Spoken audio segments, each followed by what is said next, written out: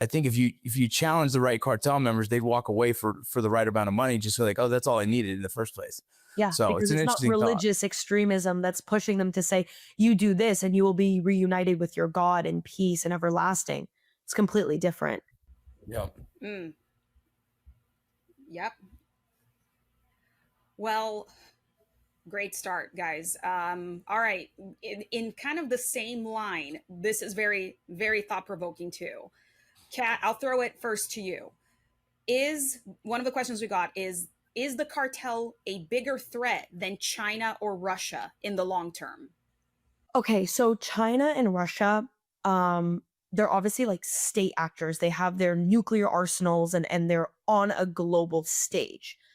But I would say that the cartels, particularly right now, CJNG, is arguably more of an immediate threat to national security due to the proximity and the amount of power they have gained without literally being a global power.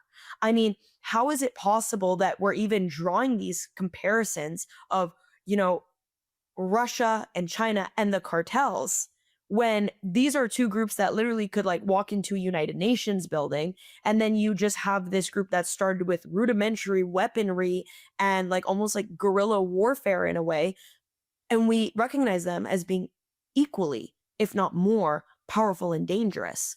And so also there, if we're talking about like where the threat would be, let's say like the United States or just North America as a whole, I wholeheartedly believe that the cartels are more of an immediate threat. They have managed to intercept so much intelligence in the United States, so many communities, law enforcement officials on both sides of the border. I guess on all three sides of the border, I would have to say. So I would be worried about them. And I think it's also a matter of the chemical warfare that I would call it with the fentanyl crisis that pushes them ahead of the game because, they're not threatening nuclear warfare or, tapping into people's TikToks or whatever it is. They're literally supplying an extremely deadly drug to tens of thousands, if not hundreds of thousands of Americans and Canadians. And it's killing them.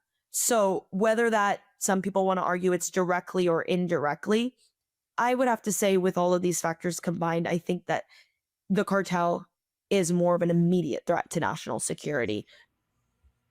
What about you, Vince? Yeah, it's a great point. I believe everything is accurate.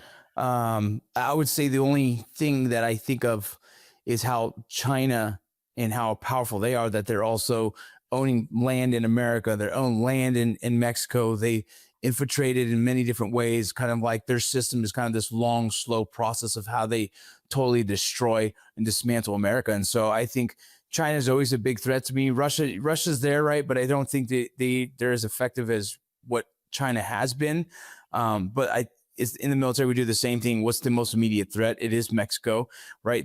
Within distance, and the cartel is that, and how much power they have based on the money that they're able to make. Yeah, which means they can manipulate anyone they want to with that kind of money. So yeah, it's a good assessment. Oh, thank you. All right. This next one, I'll throw it again to the both of you. So whoever wants to answer it first.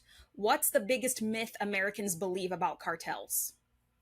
I'll start with this one real quick. It's something that I've been noticing through a lot of the bigger interviews we've had with the Flores twins, with several other high level people that have sat at the table with the cartel. Us as Americans, we tend to label or mislabel the term cartel. We throw it around way too easily.